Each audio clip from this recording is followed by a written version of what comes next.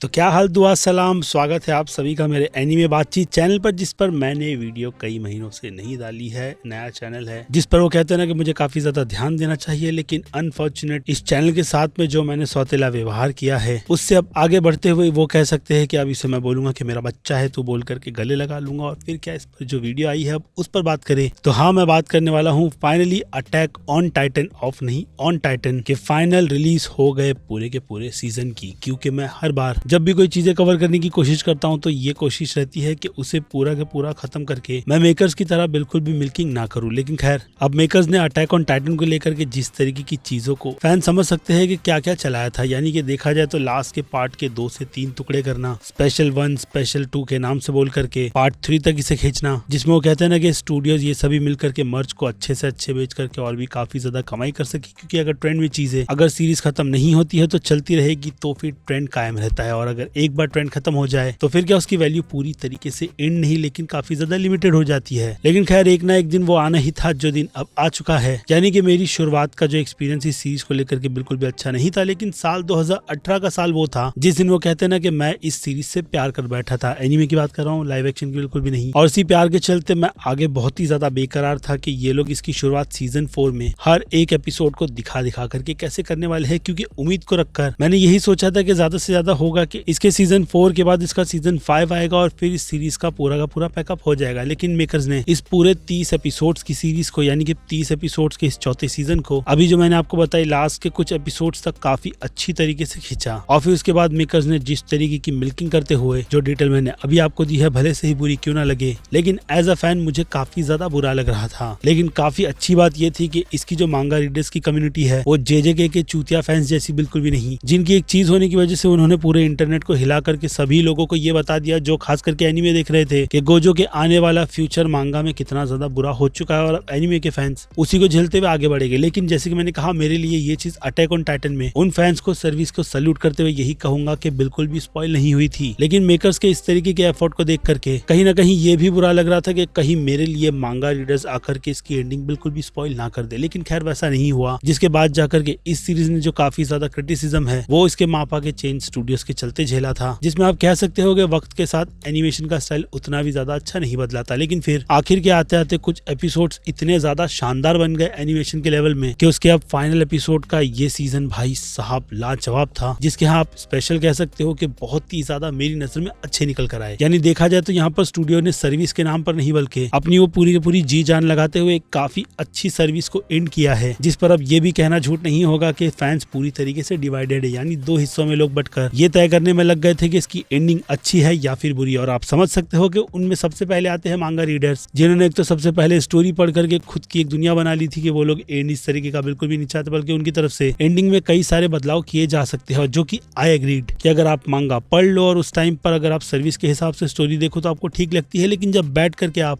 उन सारी की सारी डिटेल्स की रिसर्च करोगे तो आप एक अपनी ही एंडिंग बना करके बैठ जाओगे। ऐसे में मेकर्स को तो सभी लोग ट्रोल करते ही है, जिस पर मुझे लगता है कि जो उनकी तरफ से इग्नोरेंस दिखाई गई है वो काफी ज्यादा अच्छी थी। क्योंकि इस तरीके की एंड को लेकर के मैं सेटिस्फाई हूँ, जिस पर भले से ही देखा जाए तो आगे कुछ भी निकल करके आ सकता है। लेकिन फिर से यहाँ पे डिपेंड है कि मेकर्स क्या चाहते हैं। क्योंकि अगर देखा जाए तो मांगा रीडर्स को साइड में रखा जाए तो जो एनीमे के फैंस होते हैं उनके लिए ये सर्विस मुझे लगता है बहुत ही ज्यादा परफेक्ट है। इतनी परफेक्ट कि मैं इस सीरीज में बैठ करके किसी भी तरीके की गलतियां नहीं निकालूंगा। भले से ही एंड में एरन के पास क्लॉसेस का टाइटन कैसे आया, रॉयल ब्लड ना होने की वजह से भी जो आपने देखा होगा कि एंड में जीक को लेकर के जो कुछ भी हुआ था, यानी कि रंबलिंग का रुकना, उसके बाद एरन ने जमीर से मिलकर के सारी की सारी चीजों का कांटेक्ट फिर से कैसे बनाया और वो वॉर्म उस सिचुएशन में आकर बाकी लोगों को कन्वर्ट क्यों कर रहा था, ये सारी की सारी चीजें एक हिसाब से अगर देखा जाए तो ऑनेस्टी की राह पर चलते कहूंगा कि थोड़ी बहुत लूप ही है। लेकिन फिर से अंत भला तो सब चीजें काफी ज्यादा परफेक्ट हो जाती है, तो इसकी काफी अच्छी एंडिंग हमें सेटिस्फाई करने में कामयाब हो जाती है। भले से ही एरन एंड में जो एक्सप्लेनेशन देने की कोशिश करता है वो कुछ होने के बाद देता है, और फिर उसके बाद की एंडिंग और फिर अटैक ऑन टाइटन का आने वाला फ्यूचर पोस्ट क्रेडिट सीन में टीज करते हुए फिर से कहूंगा अगर मेकर्स कुछ भी चाहे तो बना सकते हैं। यानी कि साइकिल्स जो घूम रही है वो एक बार फिर से वहीं पर आकर के रुक गई जहां से इसकी शुरुआत हुई थी। जिसमें इसके बाद अगर बात की जाए कहानी की, तो कहानी अगर मैं आपको ऊपरी तौर पर जो इसके सारे सीजन को मैंने एक में रिव्यू करके बताया था, ऊपर यही कहीं उसका लिंक दिख रहा होगा, क्लिक करके देख लेना कि 3 सीजन को लेकर के मेरा ओपिनियन क्या था। लेकिन उसके बाद की कहानी की कंटिन्यूएशन भी एरन उसके दोस्तों को छोड़ बाकी और कई सारे कैरेक्टर्स पर फोकस करती है, जिसमें एक भी कैरेक्टर वेस्ट नहीं होता और ना ही उन कैरेक्टर्स के आर्क की डेवलपमेंट, जो कि वो कहते हैं ना कि आपको उन कैरेक्टर्स के बहुत ही ज्यादा करीब ले जाती है। यानी सीरीज में दिखाए गए हर एक कैरेक्टर्स, उसके बाद पॉलिटिक्स और फिर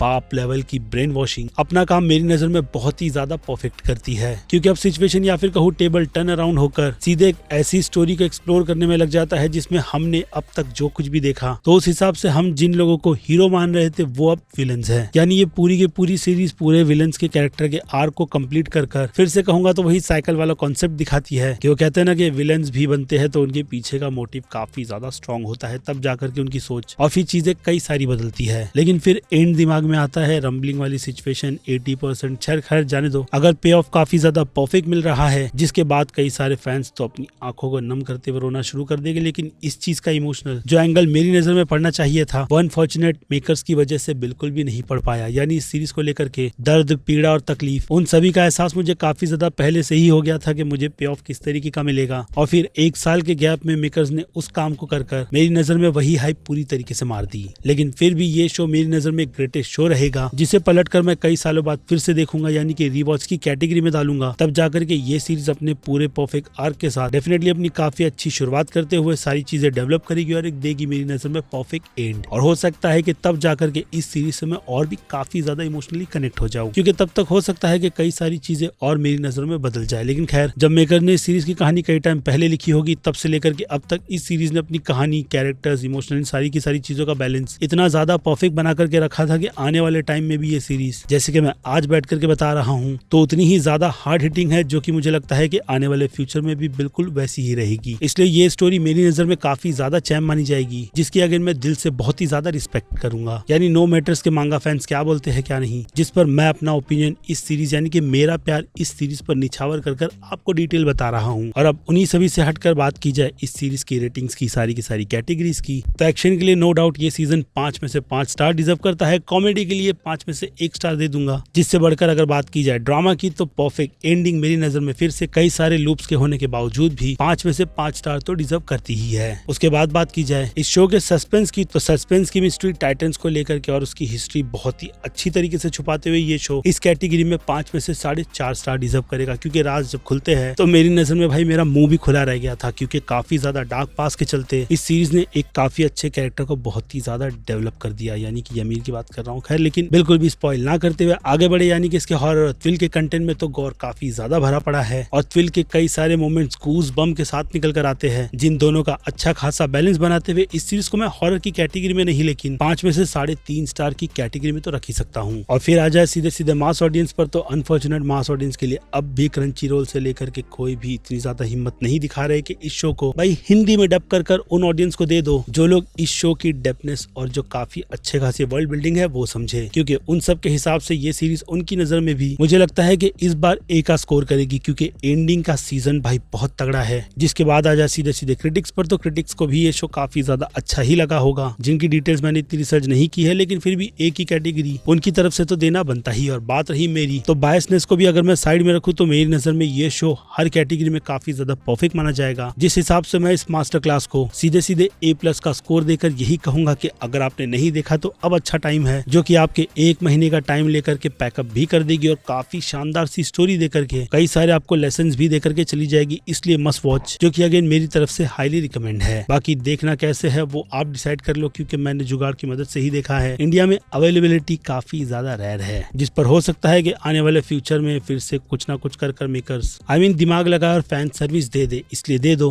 बाकी फिर क्या, वीडियो को एंड करने का वक्त, यानी कि मैं हूं अजीज, एनीमे बातचीत चैनल इस बच्चे यानी कि मेरे इस चैनल पर ध्यान देते हुए आगे भी ऐसी वीडियो आती रहेगी, प्रॉमिस कर जा रहा हूँ, फिंगर्स क्रॉस कर दूं, ठीक है। तो फिर क्या, आप मिलते हैं जल्द ही दूसरी किसी वीडियो में। Till then bye.